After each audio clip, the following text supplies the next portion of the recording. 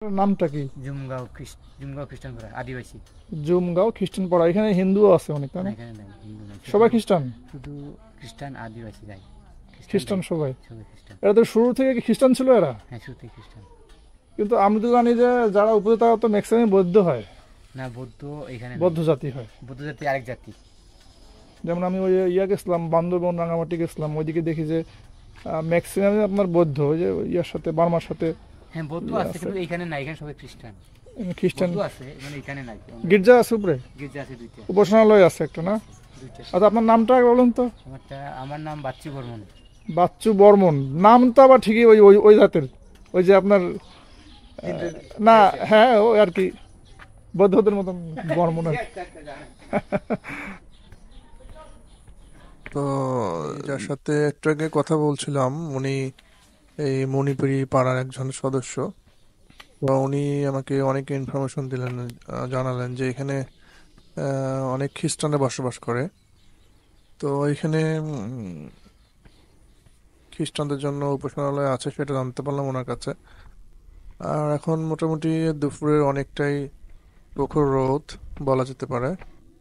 তো সামনে ওনার কথা অনুযায়ী যে গ্রামটা দেখতে পাচ্ছি সেটা হচ্ছে মণিপুরের পাড়ার যে উপরের অংশটা, সেখানে লোকালয়ের বসবাস। এখানেই আদিবাসীরা বসবাস করে এখানে। সুন্দরভাবে সাজানো গোছানো সব বাড়িঘর। আর এই যে ডান দিকে যে পাথরটা দেখলাম, অনেকটা পাথর বিশিষ্ট একটা জায়গা, একটা জিনিস, আর এটা অনেকদিন থেকে এখানে অবস্থান করছে। তো সাথে একজন গাইড নিয়ে নেওয়া ভালো এখানকার লোকাল।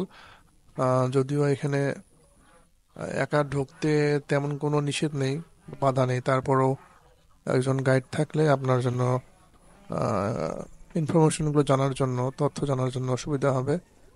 আর কিছুটা আপনি স্বাচ্ছন্দ্য বোধ করবেন। তো আহ, আমি সাথে একজন গাইড নিয়েছি। আর এই গাইড নিতে গেলে আপনাকে ওই সামনের যে একজনের সাথে কথা বলছিলাম ওনার সাথে কথা বলতে পারেন। ওনার নাম বাচ্চু বর্মন। আর ওনার শুরুতেই যে বাম দিকে একটা স্টোর আছে, উনি স্টোরে বসেন। আর কথা শেষ করতে করতে সামনের দিকে এগুয়ে আগাচ্ছি। আর উদ্দেশ্য হচ্ছে সামনে একটা ইন্ডিয়ান বর্ডার আছে, যে বর্ডারটা দেখার জন্যই মূলত এই মণিপুরি পাড়াতে আসা। তো আমার সাথে যে একজন গাইড আছেন তিনি বললেন যে সামনে লাস্ট একটা সীমানা আছে বাংলাদেশ এবং ভারতের বর্ডারের, সেটাও দেখা যাবে। সেটা দেখা যাবে মূলত দূর থেকেই, কাছে যাওয়ার কোনো সুযোগ নেই। তো আশপাশে যে বাড়িঘর দেখতে পাচ্ছি সেটা সবাই এরা এখানে আহ, মণিপুরি। আহ, এদেরকে উপজাতি বলা ঠিক হবে না, এরা আসলে এখানকার আদিবাসী। যেমন এর আগেও আমি রাঙামাটি, বান্দরবন, খাগড়াছড়ি ওখানে গিয়েছিলাম। তো ওনাদের সাথে কথা বলেছিলাম, ওনারা বলেছে আমরা এখানকার আদিবাসী। উপজাতি বলাটা ঠিক হবে না। তো সামনের দিকে এগোচ্ছে, অনেক সুন্দর চারিদিকের আহ প্রাকৃতিক দৃশ্য।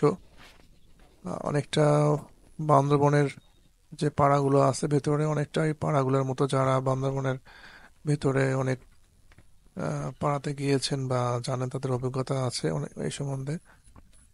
তো আমার সেভাবে তেমন একটা যাওয়ার সুযোগ হয়নি। তো আমি যে দুই একটা পাড়া গিয়েছি তাদের মধ্যে নাইক্ষ্যংছড় পাড়া, দুই একটা পাড়া আছে। তো এই পাড়াগুলো অনেকটা সাজানো গোছানো।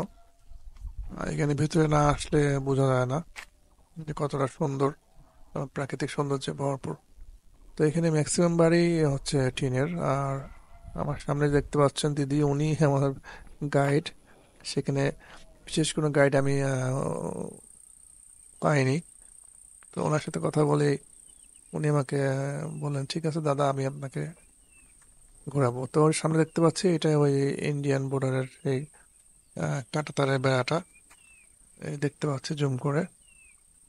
আর কিছু দূর গেলেই ইন্ডিয়ান বর্ডার দেখা যাবে, বাট আমার দিদি আমাকে বললেন ওইদিকে যাওয়া নিষেধ আছে, আর এখান থেকে পাহাড় দেখা যাচ্ছে। তো যারা আপনারা এখানে আসতে চাবেন তারা সিলেট সুনামগঞ্জ হয়ে আসবেন। এখানে মণিপুরি পাড়া বলে সবাই চেনে। ভিডিও দেখার জন্য ধন্যবাদ। আল্লাহ হাফিজ।